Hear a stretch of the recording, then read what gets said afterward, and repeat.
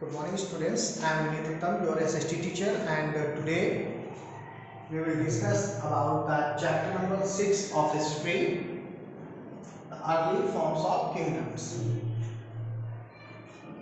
Students, in this chapter we will discuss about the Janpads and Mahajanpads and life in the Mahajanpads. Students, ये बहुत ही छोटा chapter है, एक introduction का introductive chapter कहा जा सकता है इसको, क्योंकि ये जो टॉपिक है जनपद और महाजनपद ये आपको आगे बहुत बड़े रूप में पढ़ने के लिए मिलेगा। ये सिर्फ एक इंट्रोडक्शन चैप्टर है, तो हम लोग इसको उसी हिसाब से पढ़ते हैं। होता क्या है कि the Aryans spreads into the Indo-Gangetic place the 600 BCE and the started learning from the new words and the culture.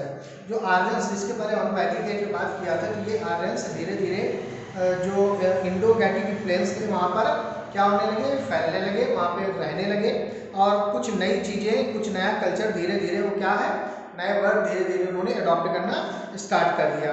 अब ये जो लोकल जो इन्फ्लुएंस था, तो वो जो साथ में रहते थे, तो जो कल्चर, उनका जो कल्चर और जो ट्रेडिशंस था वो क्या होने लगा, इन्फ्लुएंस होने लगा।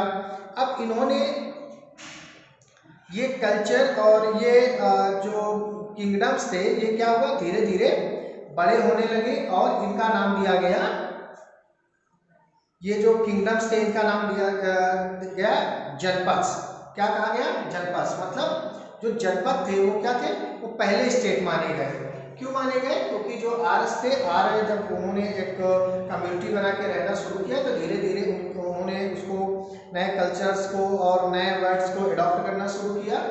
तो जो किंगडम वहाँ पर बना उसको बोला गया जनपद। अब ये जो जनपद थे, इन्हीं को मिलाकर ये जो बड़े रूप में आया, जो वास्ट इनका फॉर्म आया, तो उनको मिलाकर क्या बोला गया, महाजनपद बोला गया। क्या बोला गया, महाजनपद। अब आप ये समझिए कि जो जनपद हुआ करते थे, तो some janapada great the control over the large area and become the mahajanapada, जैसा कि मैंने आपको अभी बताया। अब होता क्या है कि उस समय के हिसाब से जब आप 6th सेंचुरी BC की बात करेंगे, तो वहाँ पर उस समय 16 मतलब कि 16 महाजनपद होते थे, जो कि गंगा वैली के आसपास का एरिया माना जाता है। ठीक है, इसके आगे आपको पढ़ना पड़ेगा कि the महाजनपद had to rich resources and the enabled the brick walls, मतलब कि जो किले वगैरह थे वो बनाए जाते थे, और ब्रिक वॉल्स मतलब जो दीवारें हुआ करती थी वो किसकी होती थी, ईंटों की बनी हुई दीवारें होती थी। The mahajanapada these to maintain the elaborate system, the administrator the जनपद the extended there, मतलब कि अपने एडमिनिस्ट्रेशन को इन्होंने को बढ़ाने के लिए इन्होंने अपनी बाउंड्रीज को बढ़ाया, और ये कहाँ तक है, ये expanded from the Hindukush mountains in the north to Godavari in the south, मतलब कि हिंदुकुंड माउंटेन्स जो कि नॉर्थ में है और जो गोदावरी है साउथ में, वहाँ तक इन्होंने अपने सीमाओं का क्या किया, एक्सटेंड किया। And Bihar in the east to Afghanistan in the west, मतलब कि ईस्ट के बिहार और वेस्ट के अफगानिस्तान तक इन्होंने अपनी सीमाओं को क्या किया, एक्सटेंड किया। अमंग द इम्पोर्टेंट महाजनपद, मतलब कि इनमें से जो 16 आपको मैंने महाजनपद बताए, इनमें से कुछ जो मेन थे, जैसे कोसला हो गया, वास्ता है आपका, एंड मगध, वाजी, अवंती, है ना। ये क्या है, ये ऐसे महाजनपद हैं जो बहुत ज़्यादा फेमस हुए, और हिस्ट्री में आपको जैसे मगध है, तो मगध एक इतना पावरफुल बाद में एम्पायर होता है, ये जब मौर्य डायनेस्टी हम लोग पढ़ेंगे, तो वो पूरा मगध पे ही है, तो उसमें हम लोगों को बहुत उसको डिटेल में पढ़ना है। अब ये जो महाजनपद हुआ करते थे, ये 2 प्रकार के होते थे, तो एक पहला रिपब्लिक और दूसरा मोनार्ची। अब रिपब्लिक के बारे में सबसे पहले हम लोग पढ़ते हैं रिपब्लिक के बारे में।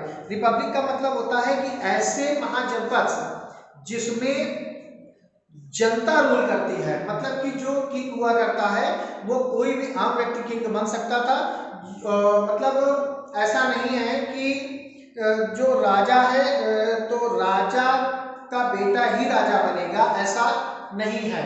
वहाँ पर अगर कोई व्यक्ति योग्यता रखता है तो वो राजा बन सकता है। अब दूसरा बात करते हैं मोनार्चीज के बारे में। तो मोनार्चीज का मतलब ये होता है, अगर मैं आपको एग्जाम्पल बताऊं, सबसे पहले मैं रिपब्लिक के एग्जाम्पल बता दूंगा, फिर हम लोग मोनार्चीज के बारे में पढ़ेंगे। तो रिपब्लिक के अगर एग्जाम्पल के बारे में बात करें, जैसे सांग था, मलास हो गया आपका, वाजीस है एंड विदेश, ये क्या है, ये ऐसे महाजनपद थे जहां पर ये रिपब्लिक महाजनपद थे जहां पर जनता रूल करती थी। ठीक है। अब मोनार्चीज के बारे में देखते, तो मोनार्चीज का मतलब ये हो गया कि ऐसे महाजनपद जहां पर किंग जो था वो हेरिडिटी था, मतलब कि जो राजा है, राजा के बाद उसका पुत्र ही राजा बनेगा, फिर इसके बाद उसका पुत्र, एक वंशानुगत शासन व्यवस्था चलती थी। अगर इसके एग्जाम्पल के बारे में बात करें हम लोग, तो Magadh was the best example, है ना। वास्ता हो गया, अवंती है, कोसला है, ये क्या है, ये कुछ ग्रेटेस्ट जो मोनार्चीज आपके महाजनपद थे वो हैं। अब हम लोग बात करेंगे लाइफ इन द महाजनपद, मतलब वहाँ के लोगों की लाइफ कैसी थी। तो देखिए, जो एग्रीकल्चर था, एग्रीकल्चर महाजनपद में, मोस्टली महाजनपद में सबसे ज्यादा पाया जाता था, और ये लोग ज्यादातर फर्टिलाइज जो एरिया होते हैं वहीं पर ये लोकेटेड थे। अब आयरन जो था, तो आयरन से ये लोग मतलब टूल्स बनाते थे, फार्मिंग टूल्स ये लोग आयरन से बनाया करते थे। अब जो फार्मर्स होते थे उनको अपना 1/6 जो भी वो प्रोडक्ट मतलब उनका जो भी प्रोडक्शन होता था उसका 1/6 1/6 भाग टैक्स के रूप में राजा को देना होता था, जिसको बोलते थे बाधा या शेयर। ठीक है। अब इसके बाद बात करते हैं कि कुछ मतलब ये तो हो गया कि एग्रीकल्चर जो लोग करते थे, लेकिन इसके अलावा एग्रीकल्चर के अलावा भी कुछ लोग और काम करते थे।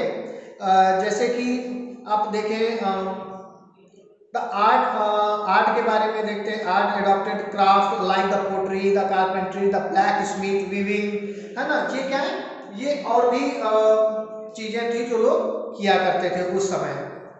जो पॉट्स वगैरह उस समय के हम लोगों को प्राप्त हुए हैं, तो वो बहुत ही कलरफुल हुआ करते थे और बहुत ही डिफरेंट कलर से उनको कलर किया गया था।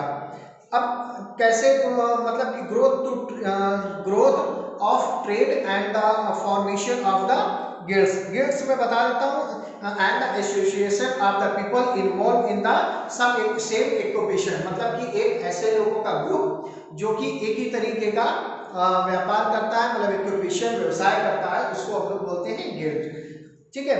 तो जो ट्रेडिंग हुआ करती थी, तो ट्रेडिंग के समय पहले क्या हुआ करता था कि हम लोग मतलब एक्सचेंज करते थे, है ना। तो गुड्स एक्सचेंज करते थे कि अगर मेरे पास कोई चीज है तो मैं आपको दे दूंगा, आपके पास कोई चीज है तो मैं वो दे दूंगा। लेकिन क्या हुआ कि फर्स्ट टाइम यहाँ पे कॉइंस बनाए गए, सिक्के बनाए गए, सिक्के के थ्रू यहाँ पे पेमेंट करना शुरू किया गया। ठीक है। मतलब बार्टर सिस्टम की जगह पे सिक्के बनाए गए। बार्टर सिस्टम मतलब वही एक्सचेंज, गुड्स को एक्सचेंज करना। ठीक। अब जो सिक्के हुआ करते थे वो सिल्वर के होते थे, कॉपर के होते थे, और उन सिक्कों को कहा जाता है punch marked coins. Punch marked coins इसलिए कहा जाता है क्योंकि उस पे तेजी से मतलब सिक्कों पर मार कर उनमें पेड़ पौधे या कोई भी सिंबल या हिल्स, मतलब इस तरीके की उसमें डिजाइन उसमें बनाई जाती थी। अब इसके आगे अगर हम लोग बात करें, तो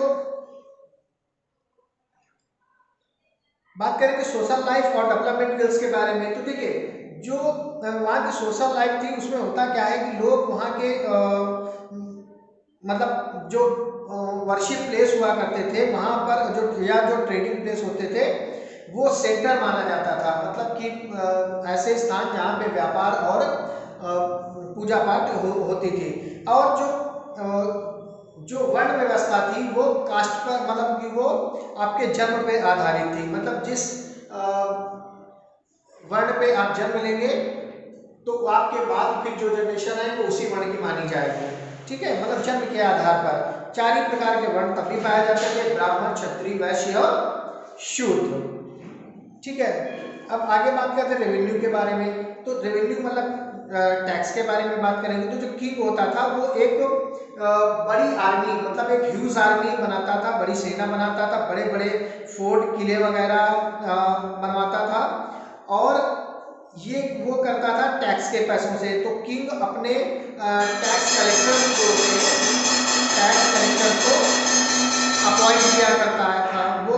वो टैक्स कलेक्टर क्या करते थे, टैक्स को कलेक्ट करते थे और किंग को जाकर दे देते थे। जैसे फार्मर्स देते थे, क्राफ्ट पर्सन्स दिया करते थे, या जो ट्रेडर्स होते हैं उनसे लिया जाता था, है ना। तो ये सारी चीज़ें टैक्स को कलेक्ट करके किंग तक पहुंचाते थे। अब इसका पैसा खर्च कहाँ होता है, जो टैक्स कलेक्ट किया जाता है वो कहाँ पे एक्सपेंड किया जाता था, तो महल मतलब कि एडमिनिस्ट्रेशन के में जो पीपल यूज होते थे, मतलब कि एडमिनिस्ट्रेटिव पीपल्स होते थे उनकी सैलरी दी जाती थी, कंस्ट्रक्शन करवाए जाते थे, जैसे रोड बनवाए गए, कैनाल्स बनवाए गए, या जो आर्मी है उसके मेंटेनेंस में सारी चीज़ें खर्च की जाती थी। Students, I hope you enjoy this video, but if you have any doubt, if you have any query, you can ask me. Till then, bye bye.